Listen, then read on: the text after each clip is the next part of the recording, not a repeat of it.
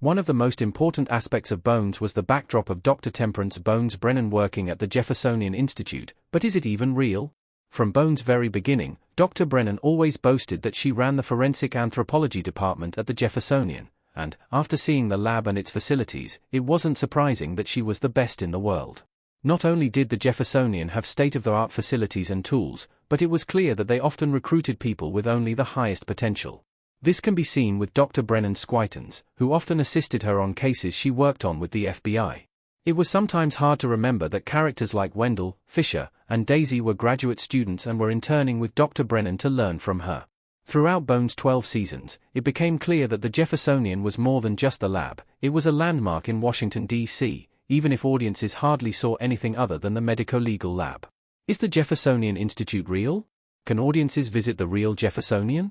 While Bones fans would likely love to visit the lab where Dr. Brennan and her team worked, the Jeffersonian is not a real institution. The Jeffersonian is modeled after other museum institutions that house research centers.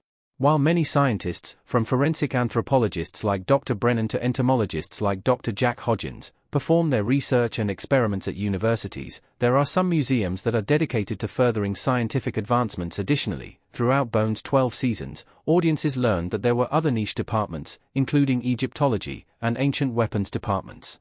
Audiences have even seen professors at the Jeffersonian restore old paintings, observe Egyptian mummies, as well as a model of a mastodon.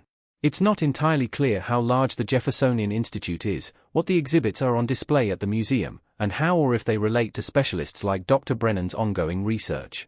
What is the Jeffersonian based on? Audiences can visit the museum the Jeffersonian is based on. While Bones Jeffersonian isn't a real place audiences can visit, the institute is based on the Smithsonian, which is also located in Washington, D.C. The Smithsonian has multiple museums and sites scattered across the D.C. area, and it's not quite as centralized as Bones depicts the Jeffersonians to be. There are clear similarities that help audiences make the connection between the Jeffersonian and the Smithsonian. Dr. Jack Hodgins was known for his crazy experiments, and he often borrowed exhibits from the museum part of the Jeffersonian to help him complete his work. Often, Jack's experiments involve murder weapons, but there was one instance where he borrowed and took apart a piece of pop culture history. Hodgins once took Archie Bunker's TV set from an All in the Family exhibit for an experiment.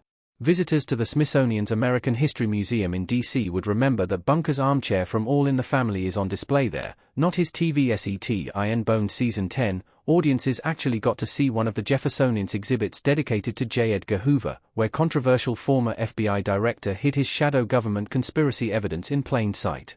While it's likely that the Jeffersonian that Brennan worked at isn't the same as the American History Museum, it wouldn't be surprising to find a forensic anthropologist at one of the other Smithsonian museums like the Natural History Museum. The lab at the Jeffersonian was still real, kind of. The set originated as a filming location. In the Boneheads Rewatch podcast, Emily Deschanel revealed that the medico-legal lab that audiences see in Bones originated as a filming location at the California Science Center, the same place that has the Rose Garden where Agent Seeley Booth and Dr. Brennan would get married in Bones Season 9.